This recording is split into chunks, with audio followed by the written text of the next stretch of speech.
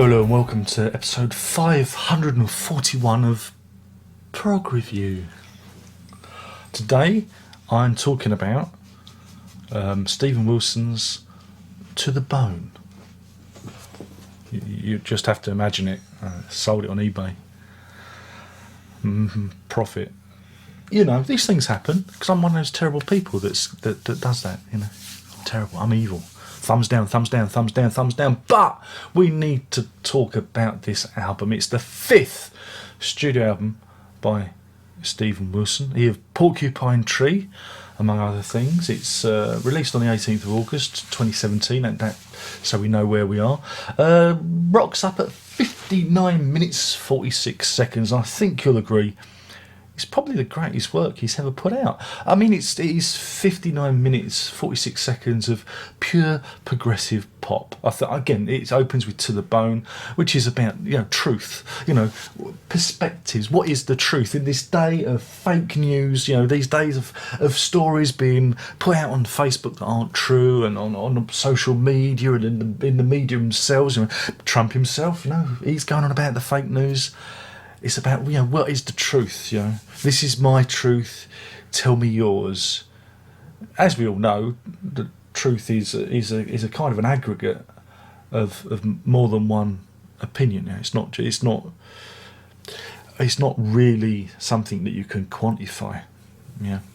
Because again, all experience is subjective. So, I don't think he really gets to the bottom of it. I think it's something that philosophers will be mulling over for many a years. This goes into Nowhere Now, another fine song. Pariah. He's there. He's doing his thing again with the singer from the other one. I'm not even going to try and say her name. But yeah, they do. What's it? I'm going to say her name. I'm going to do it. She's an Israeli singer, Ninette Tayeb, and she was on A Hand Cannot Erase, I believe. They had a very good vocal performance on that. And so here they are. They're doing it's a duet. Yeah, and I think you probably get your hankies out maybe. Same Asylum as before, a bit more up tempo number. Refuge again. It's about refugees. It's about it's current. It's here in the now. It's a very cutting edge album. He's just there. He's got his finger on the pulse. This is followed by Permeating, but a controversial track. Again, it's Wilson doing what Wilson should be doing. I've always said it, that Wilson should do a pop album, and here he is. Permeating. My only problem with it is the title. It should have been called Hold On or something like that. But it's a fine, breezy. If it had been released earlier, it would have been a summer hit. It would have been a summer song, followed by Blank Tapes. Very short. Again, another duet. People Who Got Darkness is, a bit grungy. Song of Iron. Detonation. Oh, it's about, suicide bombers and stuff. And Song of the Unborn is, I guess it's almost like a nod to Kate Bush, isn't it, really? And her track about the embryo in situ. So yeah, there you have it, and I think you'll agree. It's a marvellous piece of music. You can't complain. It's just I can't believe just how fantastic it is now. How his finger is on the pulse here, to produce a very contemporary, upbeat, uplifting, marvellous record, and it's been proven by the chart places. Look at this; it's been number one in Finland. Wow, I didn't know there was a Scottish chart now. Scottish albums, number 2. I'm looking at this from Wikipedia. And of course in the UK, number 3. In America, 58. But there you go. It just goes to show. And so when it comes to a rating, this gets 5 pariahs out of 5. That's 5 pariahs out of 5. Go out and buy it now. There are links in the description. If you haven't heard any of Steven Wilson's work, you must. I insist that you listen to it. This is the album to buy. I can't express enough just what a fine, wonderful piece of work this is. That's it. My name's been Darren Locke. There's not much else to say apart from buy this record. It shows you the pure brilliance of Steven Wilson. And on that, there's only one more thing to say, and that's prog on.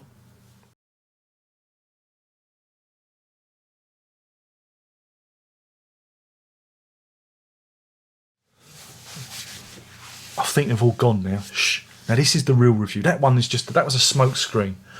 That's a smoke screen to put off the haters, okay? Because I'm gonna get pilloried for this. So I had to do that. I had to do that just to put them off the scent.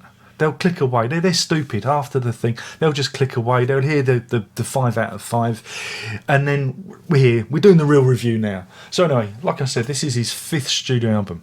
5th. Someone make him stop. And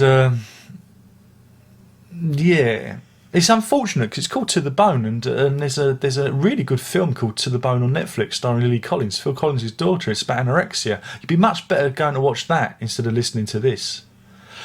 Yeah, what can I say? It is probably the worst. It's terrible. It is a really dull album. And the only thing that lifts it is that fucking awful track Permeating.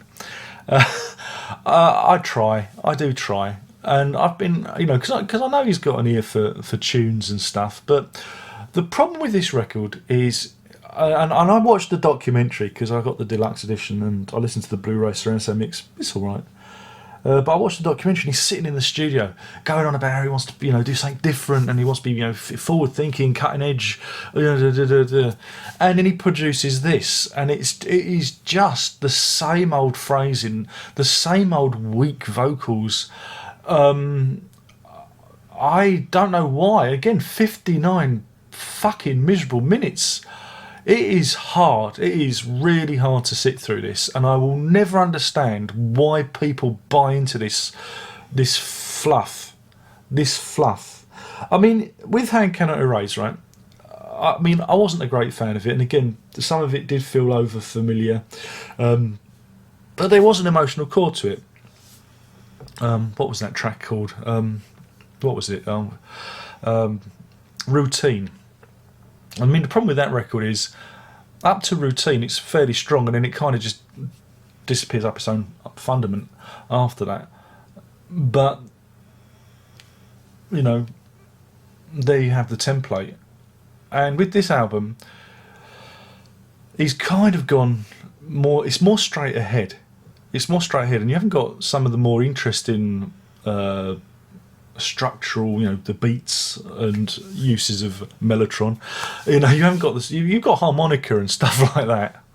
Seriously, who likes the sound of a harmonica? It's up there with the violin, isn't it? I've just alienated so many people, but so I listened to this and I've given it a few listens. Don't tell me I haven't listened to it enough. Don't you tell me that if I need to listen to it more to fall in love with it, because it ain't gonna help. I find it, again, it's all a bit, I find it a bit cynical. You have Roger Waters' album where it's coming from a genuine place, and I get the feeling that Stephen Wilson looks around and goes, okay, what shall I do? I know, I'll talk about what's happening now, fake news, refugees, whatever, the political situation at the moment and terrorism and whatnot. Let's mix it all in. And I just none of it touches me. There's not one moment where I think, yeah, this is working, or this grabs me. Whereas at least Hand Cannot Erase did, and there was a couple of tracks on the Up Before the Crow Farts that worked. I still think his first album was the best. I really didn't mind that one, but I just do not understand when you feel like he's just serving up the same stuff over and over and over again. And and again, when you got some very interesting players playing on it, I will never understand why and how this guy. It typifies the homogeneity of our culture. Everything's kind of got to be the same. Everything's got to be a little bit samey. This is why people voted to remain in the EU. Everything's got to remain the same. And same. This is with Stephen Wilson's. His music it's safe. It is nowhere near as cutting edge or exciting or as interesting as he thinks it is. Now let me talk about the deluxe edition. The deluxe edition, which was like 50 nicker, don't worry, I got my money back and a bit more, which allowed me to do the Marillion Misplaced Childhood review. The deluxe edition is very disappointing when compared to Hank on It Arrays and what's gone before that. I really like the packaging on those, even though some of the artwork was a bit crass. I really like the packaging of Hank on It Arrays. I thought there was a lot of thought gone into it, a lot of design, a lot of there was a passion there for the product. Whereas here, you've just gone the other way. Yeah, you get the CD, you get a disc full of demos and other rough tracks, instrumental tracks, whatnot. What he does, great, more of the same, great. But the packaging again, you have this very lush booklet, but there's nothing in there. There's no, there's nothing to read. There's no, there's nothing to connect you with the work. There's just lots of shots of the studio and the studio equipment. It's like, yeah, thanks, Steve. And then pictures of him covered in paint. Thanks. So yeah, I mean, I guess because the cover there he is, shirtless, showing off his meagre, I imagine, vegan frame. Put your bloody shoes on. That's it. He's raw. He's stripped back. It's to the bone. But I think the design of the actual deluxe edition is very, very disappointing. And then you get the Blu-ray. Blu-ray's good. You get, like I say, 5.1 mix, which is is good. He does what he does. I think you get some instrumentals on there as well, and you get what else do you get? You get that documentary, which is interesting. I like watching documentaries, but he does come across, he doesn't come across too well in it. He never does in any of his interviews. He comes across as a bit of a, I know he jokes and makes fun of that, but he does come across as a little bit pompous in places. And I'm sure he really isn't. I'm sure he's a really nice guy. But whoever is managing him or telling him what to do, they really need to say, Steve, you need to be a bit more human, instead of going on about, again, his self-importance. And there is, again, an air of self-importance that is palpable. And, again, it colours your opinion of the record. Because, hey, I'm important. I'm doing something important here. And then you listen to the record, you go, no, you're not, mate. No, you're not. And then to say that, he's inspired by, these great albums of the 80s, So, Hounds of Love, Colour of Spring, Tears for Fears, his last one. So in the Seeds of Love, not the other one where Roland Orzabal did it on his own, the proper one. And I can't hear any connection between this and those. I don't, there's none of the creativity, none of the space. Again, there's a real lack of space on this. Everything seems to be really kind of, well, that's just me. Maybe it's just me. Maybe I'm just listening to it wrong. I thought it was just there was an urgency, and also you get the feeling that some of the songs weren't at all.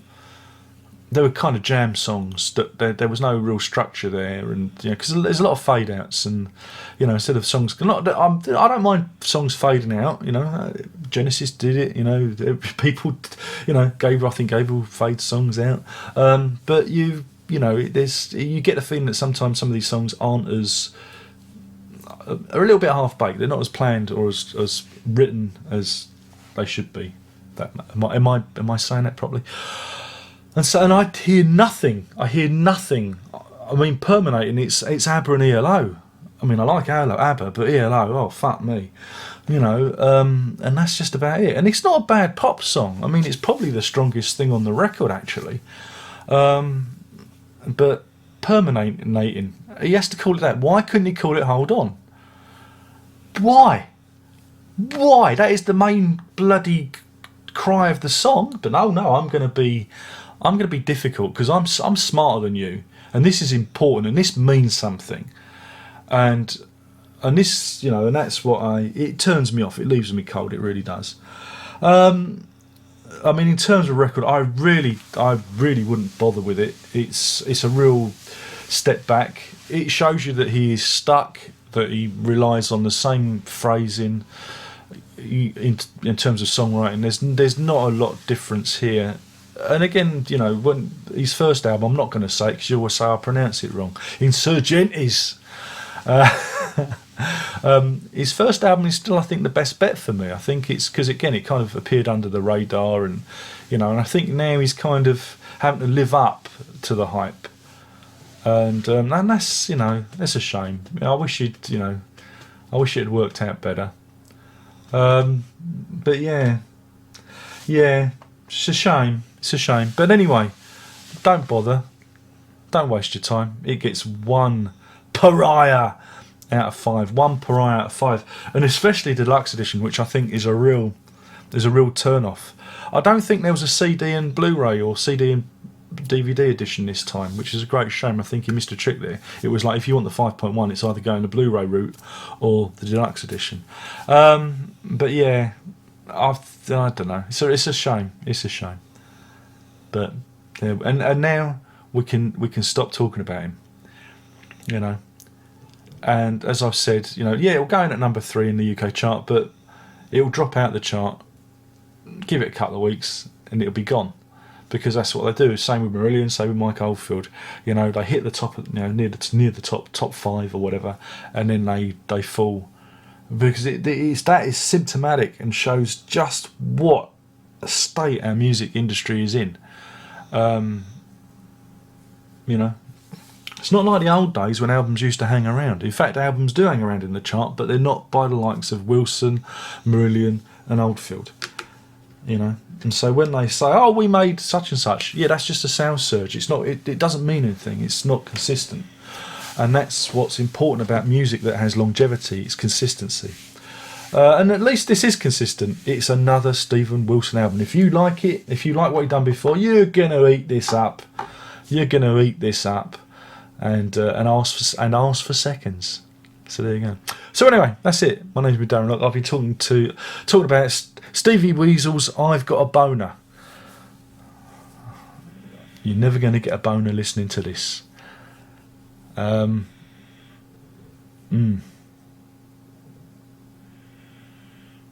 So that's it. I've done it now. I've gone and done it. Hopefully, like I said, that decoy at the beginning would have put everyone off the scent and spare me the thumbs down and the drubbing I soundly deserve for having an opinion. But yeah, and if you tell me I didn't listen to it enough, do fuck off, because that's what music should be. Immediate. There should be immediacy about it. Only jazz you should have to work at, and this is nowhere near as complex as jazz. This is fairly superficial. All surface, no substance. That's it. Only one more thing to say, and that is, prog on, don't bother with this. Bye.